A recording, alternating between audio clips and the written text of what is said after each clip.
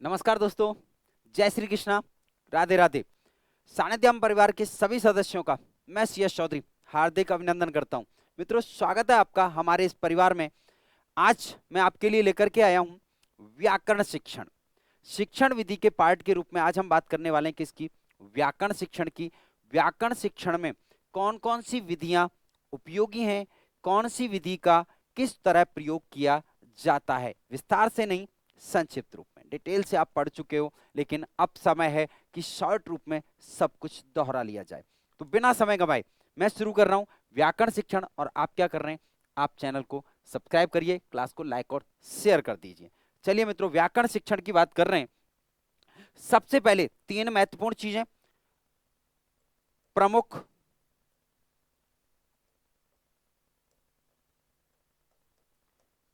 उद्देश्य क्या होगा, ठीक है। दूसरा, श्रेष्ठ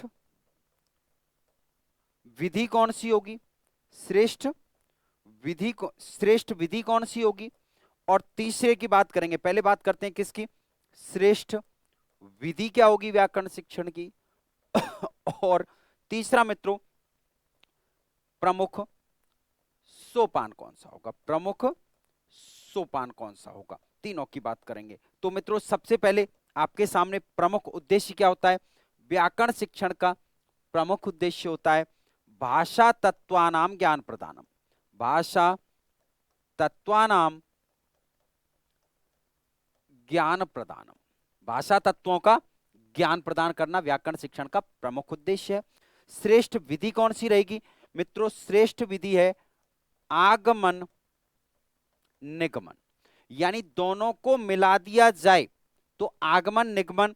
और इसी आगमन निगमन को आप क्या कहेंगे? विश्लेषण संश्लेषण। क्या कहेंगे? विश्लेषण संश्लेषण भी कह सकते हो। तो इस तरीके से व्याकरण शिक्षण की आगमन निगमन आ जाती है तो आगमन निगमन, और विश्लेषण संश्लेषण आती है तो विश्लेषण संश्लेषण विधि जो है वो श्रेष्ठ विधि हो जाएगी। और प्रमुख सोपान कौन सा है? तो मित्रों, व्याकरण शिक्षण का प्रमुख सोपान है प्रस्तुतिकरण। कौन सा है? प्रस्तुतिकरणम। और सबसे ज्यादा सोपानों में सबसे ज्यादा पूछे जाने वाला प्रश्न है किसके द्वारा मित्रों? प्रयोग और अभ्यास के द्वारा। किसके द्वारा? प्रयोग अभ्यास। प्रयोग और अभ्यास के द्वारा क्या किया जाता है? प्रयोग और अभ्यास के द्वारा व्याकरण शिक्षण का प्रस्तुतिकरण किया जाता है। स्क्रीनशॉट ले लो, सीधी बात करने वाला हूं, फालतू बातें नहीं करेंगे, सीधी टू दी पॉइंट। प्रमुख उद्देश्य भाषा तत्वों का ज्ञान प्रदान करना। श्रेष्ठ विधि आगमन निगमन या विश्लेषण संश्लेषण। और प्रमुख सोपान प्रस्तुतिकरण, यानी प्रयोग और अभ्यास के द्वारा। अब आइए एक एक विधि, इसकी एक एक विधि की चर्चा करते हैं। और सबसे पहले पहले मैं कौन सी विधियां ले रहा हूं? प्राचीन विधियों की बात कर रहा हूं। और प्राचीन विधियों में यानी व्याकरण शिक्षण विधि आप कह सकते हो। हम किसकी चर्चा करने जा रहे हैं? हम चर्चा करने जा रहे हैं व्याकरण शिक्षण विधि। व्याकरण शिक्षण की कौन कौन सी विधियां हैं? तो मित्रों, पहले हम बात कर लेते हैं किसकी? प्राचीन शिक्षण विधियों की। और प्राचीन शिक्षण विधियों में सबसे पहले आपके पास नंबर एक पारायण विधि। कौन सी विधि भैया? पारायण विधि। पारायण विधि मित्रों, यह व्याकरण शिक्षण की प्राचीनतम विधि है। कौन सी विधि है? प्राचीनतम विधि अगर पूछी जाए व्याकरण शिक्षण की तो कौन सी रहेगी? पारायण विधि व्याकरण शिक्षण की प्राचीन विधि है। पारायण क्या होता है मित्रों? वैदिक मंत्रों का उच्चारण। किसका भैया? वैदिक मंत्रों का उच्चारण जो किया जाता था वो क्या कहलाता है? पारायण कहलाता है। वैदिक मंत्रों के उच्चारण को क्या कहा जाता है? पारायण कहा जाता है। और आपको पता है वैदिक काल में वैदिक मंत्रों का उच्चारण किया जाता था। और सबसे प्राचीन रचना कौन है? वेद है। तो प्राचीनतम विधि कौन सी होगी? पारायण विधि होगी, पारायण विधि होगी। अब बात उच्चारण की आती है तो उच्चारण में गलती करते समय वहां उपाधियां दी जाती थी। क्या दी जाती थी? उपाधि दी जाती थी। और ये उपाधि किस रूप में दी जाती थी? जो एक गलती करता है, जो एक गलती करता था उसको कहा जाता था एकानिक, एकायनिक, उसको एकायनिक।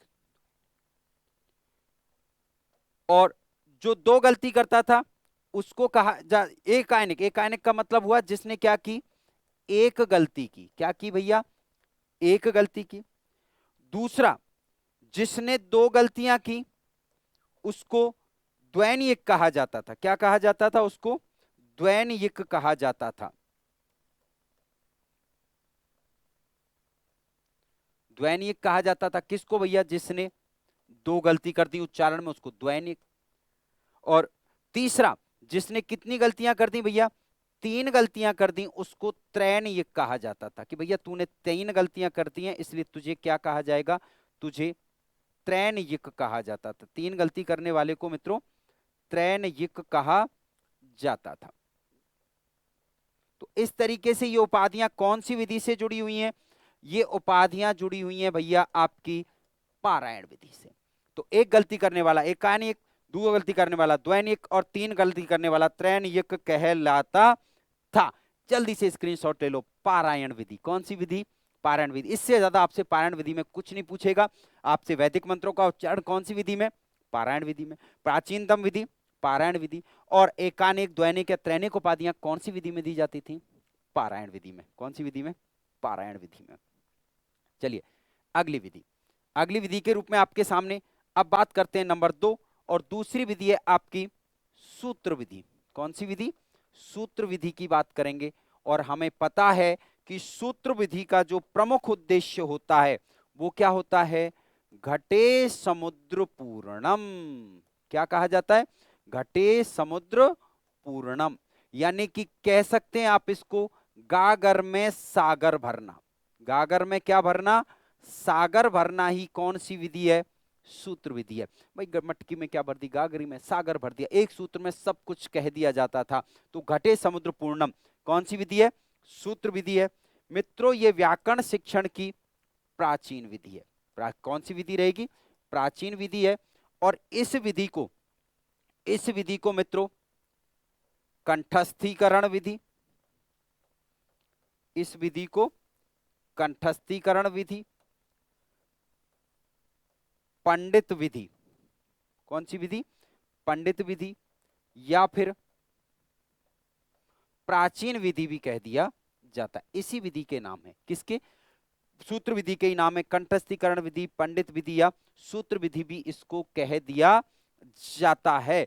जब एक सूत्र के, और इसमें जो नियम होगा वो कौन सा होगा, सामान्य से विशेष, क्योंकि पहले इसमें सूत्र है और फिर क्या है, उदाहरण प्रस्तुत किए जाते हैं। तो सूत्र विधि मित्रों, यहां सूत्रों के चार प्रकार होते हैं, सूत्र 6 प्रकार। सूत्र कितने होते हैं, सूत्र 6 प्रकार के होते हैं। 6 प्रकार है, कौन कौन से, नंबर 1 संज्ञा, नंबर 2 परिभाषा, नंबर 3 नियम, नंबर 4 विधि, नंबर 5 अतिदेश, और नंबर 6 अधिकार। ये 6 किसके प्रकार थे भैया, ये सूत्रों के प्रकार हैं। आपसे कई बार पूछ लिया जाता है कि भाई सूत्र विधि में जो सूत्र प्रयोग किए जाते थे उनके कितने भेद थे, उनके कितने प्रकार थे। तो स्क्रीनशॉट लीजिए, फटाफट से आगे बढ़ेंगे।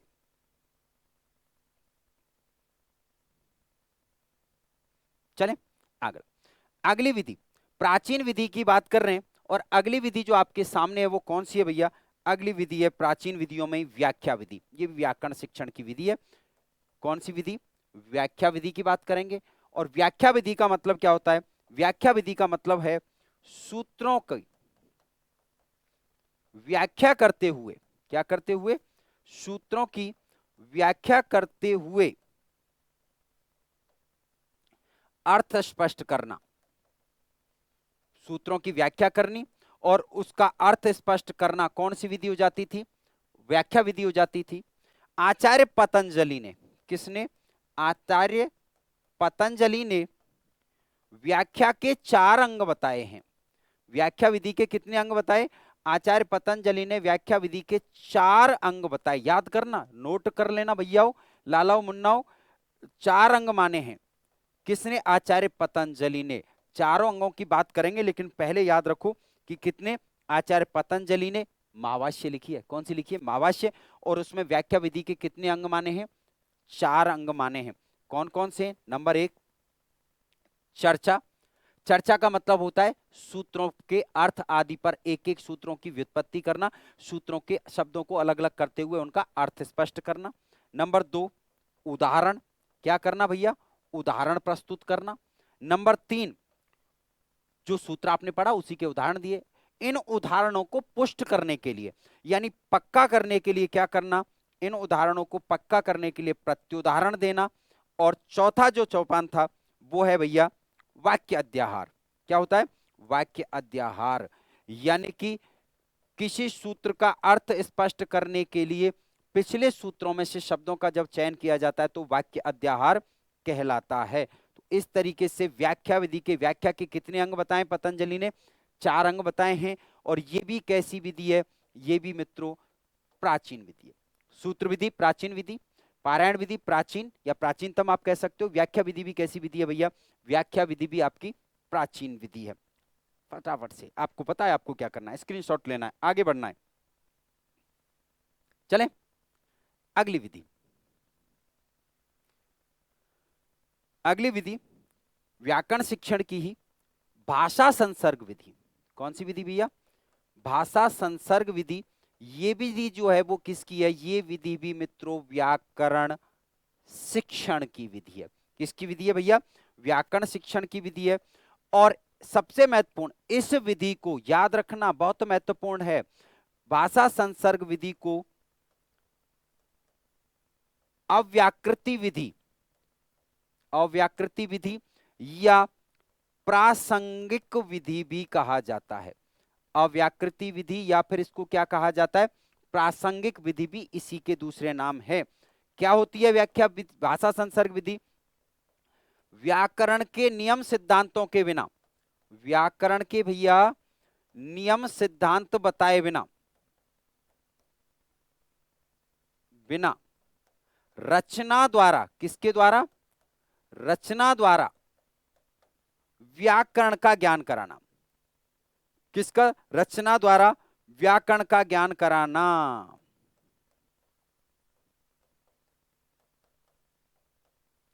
क्या है, भाषा संसर्ग विधि है। मित्रों मातृभाषा के शुद्धिकरण के लिए, मातृभाषा के शुद्धिकरण के लिए इसका प्रयोग किया जाता था। यानी मातृभाषा, भाषा संसर्ग इसीलिए तो कहा कि मातृभाषा के सहयोग से ही यहाँ विनम्र नियम कायदे कानून बताए क्या किया जाता है, व्याकरण का ज्ञान कराया जाता है। तो विधि कौन सी होती है, भाषा संसर्ग विधि।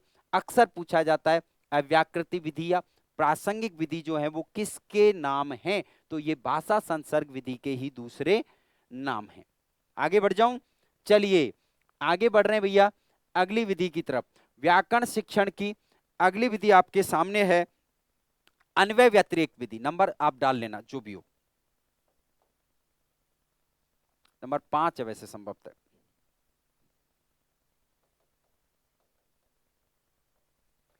अन्वय व्यतिरेक विधि,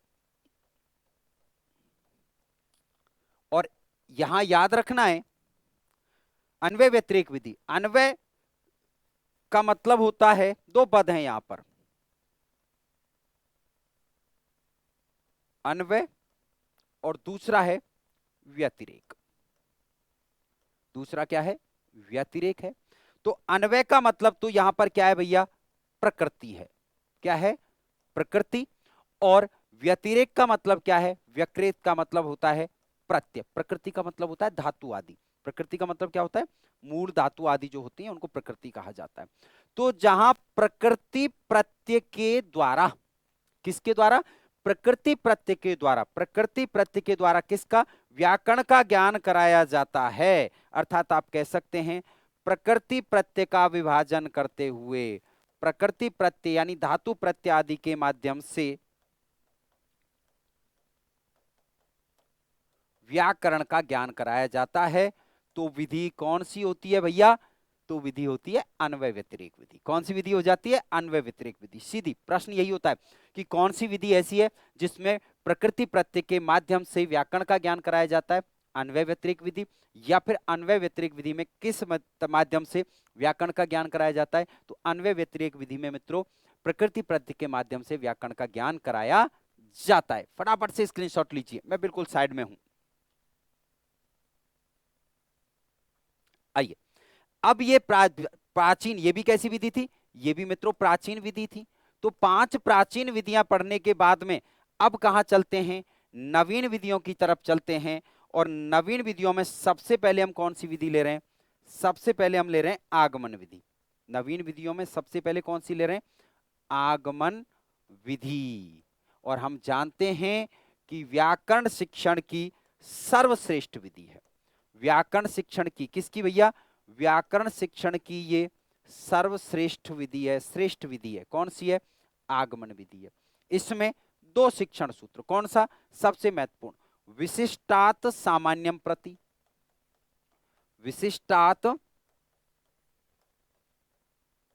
सामान्यम प्रति, या आप इसी को क्या कह सकते हो, उदाहरणात नियमम प्रति, उदाहरणात नियमम प्रति। दोनों बात एक ही है। इन शिक्षण सूत्रों का पालन किया जाता है कौन सी विधि में मित्रों, आगमन विधि में। यानी पहले क्या चरण होते हैं, याद रखना, आगमन विधि में पहले उदाहरण दिया जाता है, उदाहरण के बाद में छात्रों के द्वारा, नियम किसके द्वारा, छात्रों के द्वारा नियम निर्धारण किया जाता है। अध्यापक क्या करता है,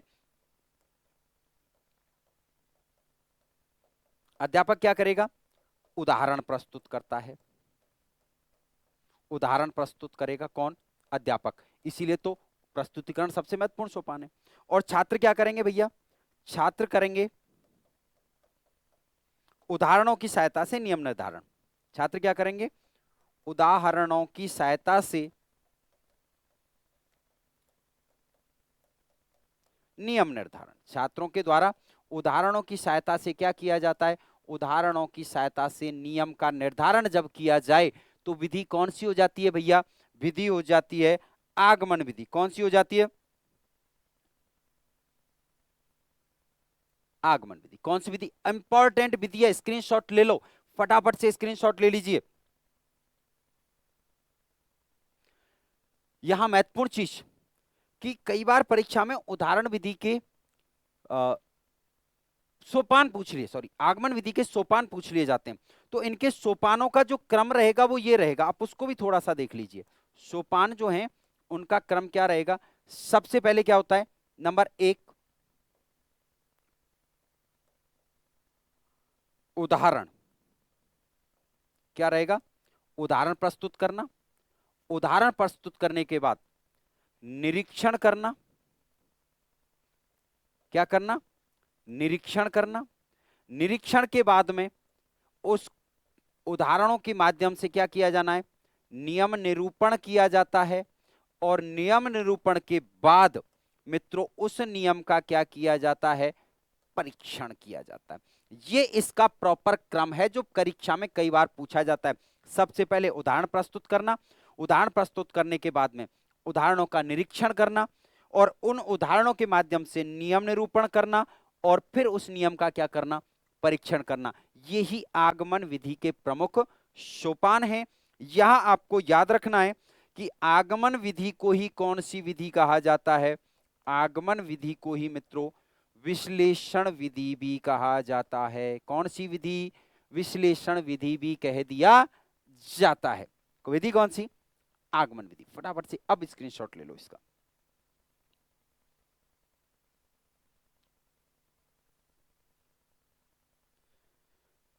अगली विधि, और अगली विधि है भैया निगमन विधि, जो आगमन के बिल्कुल क्या है, विपरीत है।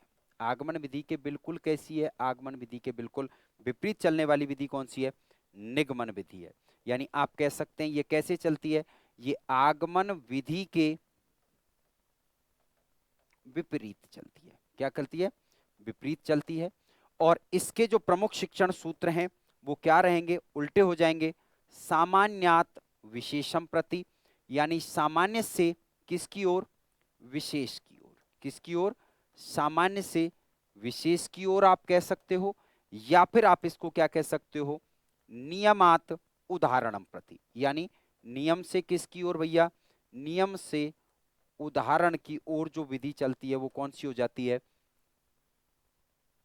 आगमन विधि हो जाती है। मित्रों इस आगमन विधि का ही, इस आगमन विधि का ही दूसरा नाम क्या है, इस आगमन विधि को ही संश्लेषण विधि भी कहा जाता है। कौन सी विधि, संश्लेषण विधि भी कह दिया जाता है। क्या किया जाता है इसमें?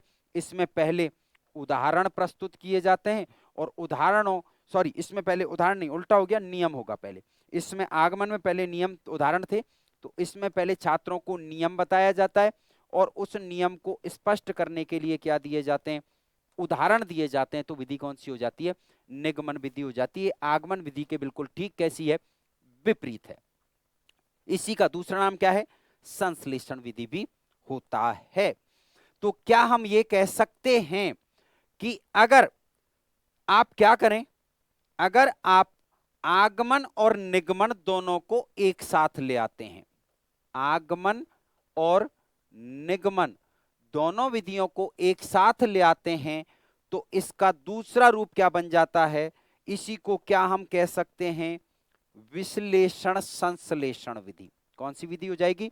विश्लेषण संश्लेषण विधि हो जाती है। और विश्लेषण संश्लेषण विधि कह लीजिए, चाहे आप क्या कह लीजिए भैया, आगमन निगमन विधि कह लीजिए, ये जो है वो व्याकरण शिक्षण की सर्वश्रेष्ठ विधि है। व्याकरण शिक्षण की सर्वश्रेष्ठ, जब दोनों एक साथ आ जाएं, दोनों कहां हैं? एक साथ आ जाती हैं, तो व्याकरण शिक्षण किस रूप में होता है? सर्वश्रेष्ठ रूप में होता है। यानी ये व्याकरण शिक्षण की सर्वश्रेष्ठ विधि मानी जाती है। अब सर्वश्रेष्ठ विधि क्यों मानी जाती है? तो सीधी सी बात है, सरल शब्दों में आप समझ लो। हमें पता था कि आगमन में पहले क्या दिया जाता है? उदाहरण दिया जाता है, और उदाहरण के बाद में किसका निर्धारण किया जाता है? नियम का निर्धारण किया जाता है। और निगमन में पहले क्या किया जाता है? पहले नियम होता है और फिर उदाहरण दिया जाता है। तो आप स्वयं देखिए, उदाहरण दिया और नियम प्रस्तुत किया, विधि कौन सी हो गई? आगमन।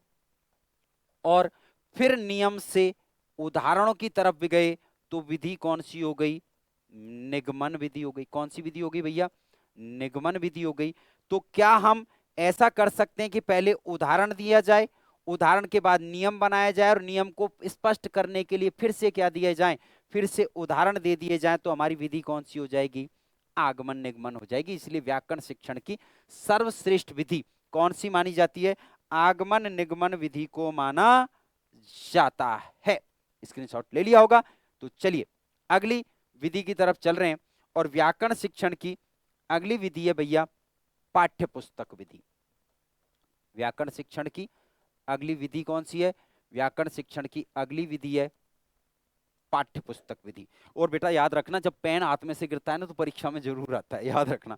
पाठ्य पुस्तक विधि, जैसा कि शब्द से पता चल जाता है, इसमें इसमें मित्रों व्याकरण का ज्ञान व्याकरण की पाठ्य पुस्तक से कराया जाता है। किससे कराया जाता है?